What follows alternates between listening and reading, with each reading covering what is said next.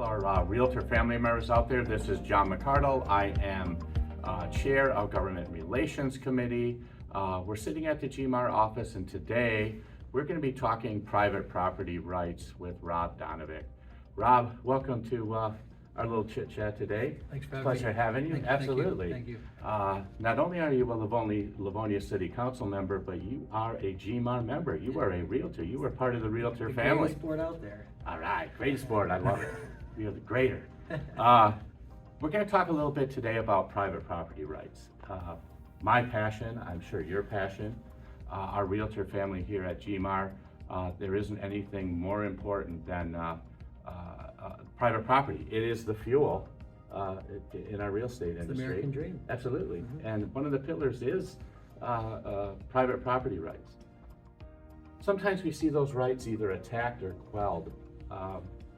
What are you seeing at the City Council? Well, it's frustrating from my perspective because my family immigrated to America in the 1980s. My dad came from former Yugoslavia, the Albania region, where owning property was not an easy thing. If you did, it was a rock hut somewhere on a hill, and you just kind of made ends meet. So then you come to America where there's just millions of homes, and it's everybody's dream to own their own home. Usually, most often, it's their biggest investment they've ever had in their life. Absolutely. You work 30 years, you pay your mortgage off, you have a place to raise a family and make those memories. So that's why it's so important that we as government officials protect that right. And at some point, you're going to sell your house, you're going to buy a new house, maybe you're going to build a house. It shouldn't be made more difficult by government to do that, to achieve that American dream, to have that house. So from my perspective as a city council member, how do you help assist in that program while also enforcing standards? You still want standards on new construction. You still want to make sure that when people are buying or selling a home, it's in a safe manner and things are done. People are protected because, as we both know, unfortunately, people will take advantage of others in the residential market. But we want to make sure we're there to help, but not stifle business, not stop someone from being able to buy their home or sell their home or whatnot. I love it. What a great story. Mm-hmm. So the American dream is alive and well in your family. It sure is. And it's something to be treasured. You know, we here at GMAR and the entire Realtor family, all the way up to the national, are constantly battling roadblocks that are put in front of the peaceful, smooth, and easy transfer of real estate. And I think one of the greatest things we can say, and I'm going to paraphrase Abraham Lincoln, but he said, whenever a community, a group, or an organization gets together, the one thing they can never and should never do is attack a property or person on their property. And I think that particularly today, with scarcity ruling the day, so few listings and so much demand despite high interest rates, it is becoming more and more difficult for particularly first-time buyers to enter the market. On top of that, we're seeing more and more point-of-sale issues. One that Livonia doesn't see a lot of, and that is the septic inspections before sale. But you do see in your marketplace inspections. You know, Western Wayne, Oakland County, many communities have point of sale inspections, rental inspections. There's a lot of things.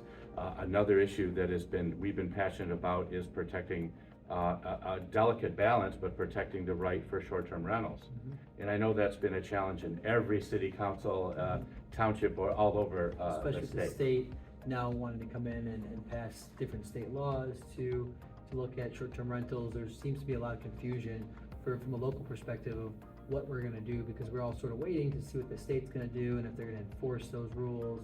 Do they enforce them on just individual counties or cities, and how they do that? It is a big issue. But you talk about point of sale. As a realtor myself, on the investment side of things, it is frustrating when you can't sell a piece of property or can't buy a piece of property because the government now says they want to charge you $300, $400, $500 to come in and do an inspection. I'm buying a piece of property, you're selling, buying. It's a private transaction. Completely private. Between two people. At what point now does the government say, we're going to charge you, X amount of dollars, hundreds of dollars? And especially when you talk about scarcity, people are negotiating purchasing a house so strongly that now you got to add another $300, $400 on top of that. I know maybe to everybody's pocketbook, a few $100s is a lot of money, but to that person that's on a fixed income or that new first-time buyer that only can spend $200,000 or whatnot, that extra $500, this extra few $100 is a big difference. It's huge. There's no question there's an income factor to the municipality, but sometimes that's short-sighted, and we're finding where the budget to effectuate any of these programs is higher than the return in cost. I've always also You hit the nail on the head on that. I sometimes think that we're trying to impose these different standards, and it's actually costing municipalities more money to do that.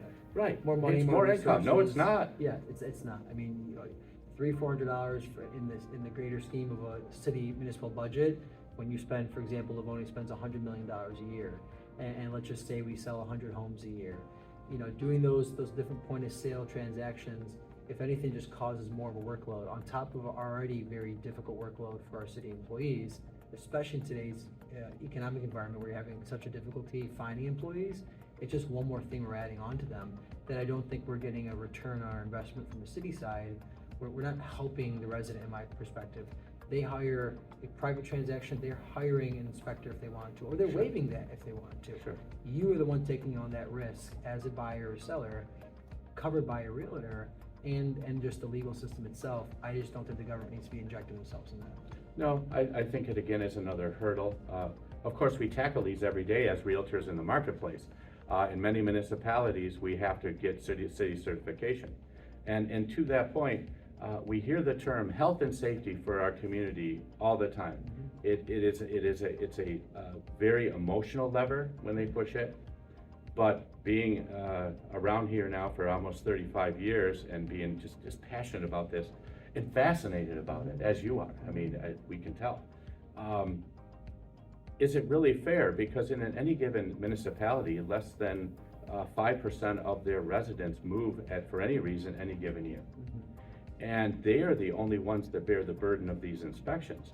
While the same violations occur in houses, and just because they don't move, they're never dealt with. So I'm always careful with that term, health and safety, because there seems to be an inequity that the person leaving has to abide by these rules based on an impact inspection at point of sale, where the people who never move can continue on with the violation, therefore really affecting no health and safety whatsoever. Yeah, it sounds great, health and safety. Again, It does. We want to make sure everyone's safe. We want to make sure that nobody's being taken advantage of.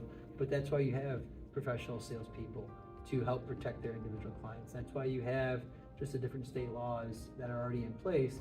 I think you hit the nail on the head. It sounds great in health and safety, but It does. in reality, you're charging someone a few $100s. But it doesn't stop there. I mean, we talked about, and I know we're going to get more into about all these different fees that are you're putting on the person selling or buying Sure. a home now.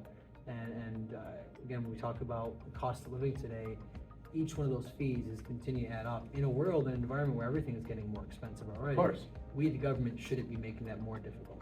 Well, let's touch on that a little bit. We can all agree that inspecting a home and charging a seller, or sometimes it moves over to the buyer, fees for all these impact or inspection or point of sale, but there's also fees that affect affordability of housing. We're at the highest point in the history of our country and in Michigan for the cost before a shovel even hits the ground and digs one bit of dirt, and that would be the fees and costs of new construction. One of the biggest terms that is thrown around by both elected officials, by those who want to get elected, they always tout and blow the horn of affordable housing. Affordable housing, we're going to do this. Sounds great on election It piece. sounds great in an election year and on election piece, but the challenge is, and we've seen this happen not only in Livonia but elsewhere, and I won't pick on Livonia, it's one of my favorite communities in all of Michigan. You guys do, you all do. The people who run that municipality are some of the best around. They So sure we are. use you as an example many times here.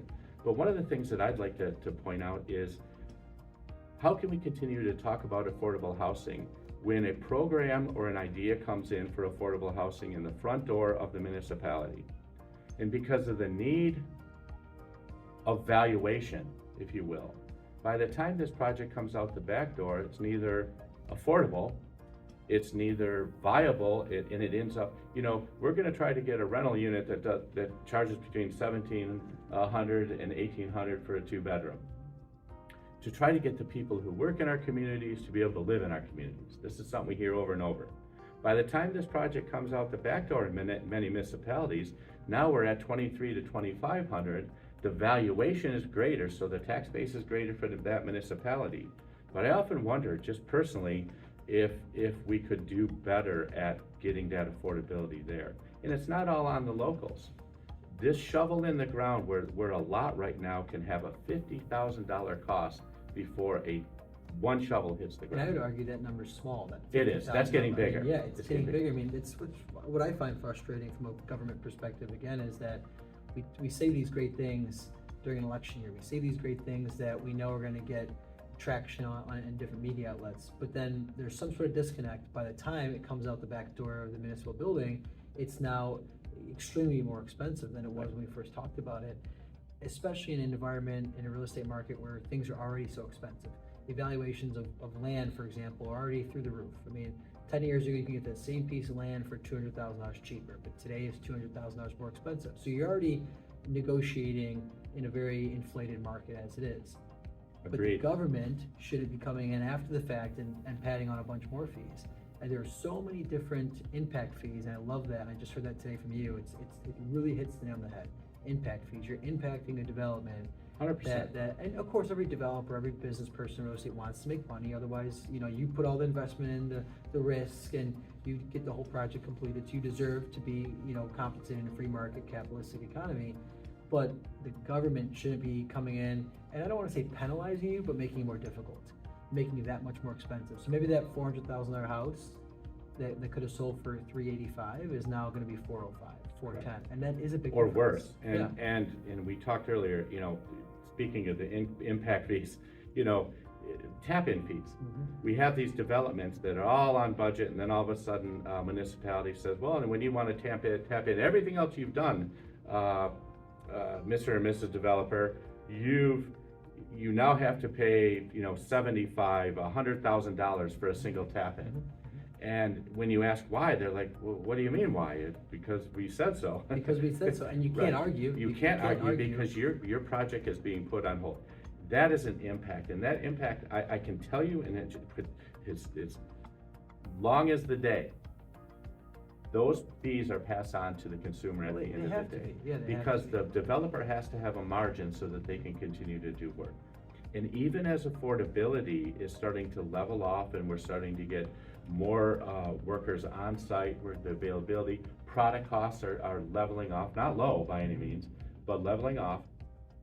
What's taking the place is a lot of these impact fees, a lot of these health and safety, and I don't want to lessen the fact that there are issues that do. Absolutely. That they're there, but I think you hit the nail on the head. How do we continue to talk out of one side of our community's mouth about affordable housing, but every project that comes through ends up being a beautiful luxury, this or that. And I understand the need for the communities needing a higher valuation in their taxes. I mean, as a resident of the city of Livonia, as a council member of the city of Livonia, I want to make sure that we have the best investments, the most beautiful homes. I want all that. I will not apologize for the fact that I want homes to all be very expensive. I want everyone's investment, their home, again, most likely their biggest investment in their life, to be the highest investment value of that home. And that safe, price, and safe. stable. And it is, because I always argue that a safe community is a strong community. I mean, we can look at countless examples of communities that were the brightest communities in the 50s and 60s, and they're not safe today, and homes are burned up and they're vacant and whatnot. So making sure we pay for public safety, making sure we pay for the things that communities got to pay for are absolutely important. But the government, in my opinion, is not there to generate revenue. We're there to be cost neutral. We need to pay for what we need to pay for, make sure we provide services to residents, make sure the trash is picked up, make sure that the streets are safe, make sure the streetlights are on, and anything else after that, we don't need huge surpluses. We need to manage our emergencies and whatnot, but we're not there to generate revenue as a business. And that's what I get frustrated with, I think, from a bureaucratic standpoint, is the different people in the non-elected official positions. And they're, again, City of Livonia has the hardest working department heads and city staff. They're Every community, fantastic. I amazing. deal with them on a daily basis. Some of the best I've ever seen. Great people. But we as a government as a whole, from the federal, county, state, and locals, need to realize we're not there to figure out creative ways to generate revenue off the backs of the taxpayers. No. We already tax them. We already charge them for these things. So adding more fees and more fees and more fees, we have to be very cautious about doing that. I love hearing that. Very cautious I about love doing hearing that from our elected There's officials. an impact on the city services. There's an impact on making sure when 50 new homes come into a community, a new multifamily project, new commercial project comes into the community, there's an impact on the community as well. I understand that, but we're also solving a problem when we take that old dilapidated vacant building and interject hundreds of thousands of dollars into it. Right, interject life, interject desirability. So it needs to be a partnership between the two, between the developer and the city. I agree, and a lot of times I'm fortunate to be able to teach or talk about, you know, what a strong community is, and I use all the S's, right?